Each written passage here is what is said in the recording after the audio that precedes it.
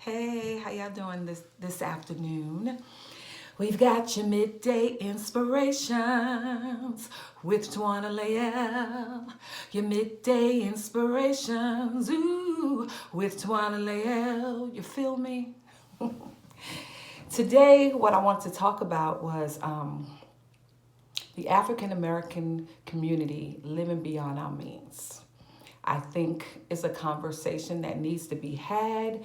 And this weekend, the pastor spoke about giving in church and how it was important to give, and God will bless us once we give. And that is true. He used the reference 2 Corinthians 6:9. Remember this. Whoever sows sparingly shall also reap sparingly, and whoever sows generously will also reap generously. That was one of his references to guide us into beginning to give so that God can bless us in our lives. However, I was having a conversation with one of the praise team members, and he was speaking about how the reason why we have a hard time with giving in church is because no one ever taught us how to budget our money. So there is no money left to give.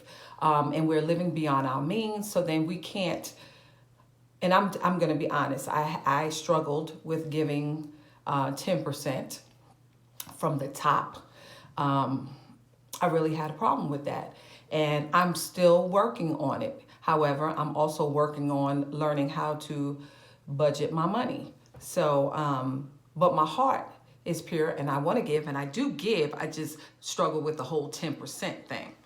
But I know the Bible says that we need to do so, and I'm going to get to that place. Baby steps, okay? Baby steps. Anyway, the Bible also speaks about budgeting. In Proverbs 22:17, it says, "The rich rules over the poor, and the borrower is the slave of the lender." I don't want to be a slave to the lender. I want to be the person who's lending. And it also says in Proverbs 3:9, "Without counsel, plans fail, but with many advisors, they succeed." So if we are having a problem, we need to seek counsel. Now, what I enjoy about my church and my pastor, he's awesome. Pastor Lee Jenkins of the Eagle's Nest Church in Alpharetta. What I enjoy about our pastor is that he doesn't only teach prosperity. He teaches a little bit about that, but mostly he tries to help us with budgeting and real life issues, and that's what I enjoy about that church. But I'm telling you, we've got to get our budgeting in order. I had a conversation with my daughter also over the weekend. And, and I'm telling her she has to get it together. She has to learn how to budget her money because I can't continue giving her money all the time. And she was like, well, I didn't learn. I'm doing that because that's how I received it. I didn't learn how to budget because you didn't show me and what I've seen you do and seen you struggle. And I'm like, that didn't turn out too well. I got mad. But the truth is, she did see me struggle.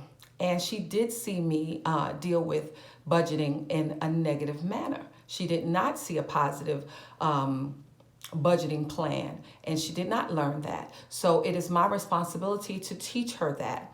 And that's what we're going to do when she comes home from school for the Christmas holiday. We're going to sit down and we're going to create a budget for herself and for myself so that she can understand that when my budget depletes, I don't have any more to give to you. So you're going to have to manage your money so that you can be self-sufficient. Okay? So it's real important that we don't go out and give our money to the to the rich and become slaves to the rich and have them own us because we want to buy the latest Louis, the latest Gucci, or whatever the name brand is of the month. And we don't have a pot to piss in nor a window to throw it out of. We need to stop doing that because it's not important that other people think we're rich. It's more important that we are rich. How about that? How about really having money in the bank for real and not pretending to have money in the bank by having all of these name brand items? That doesn't make you rich.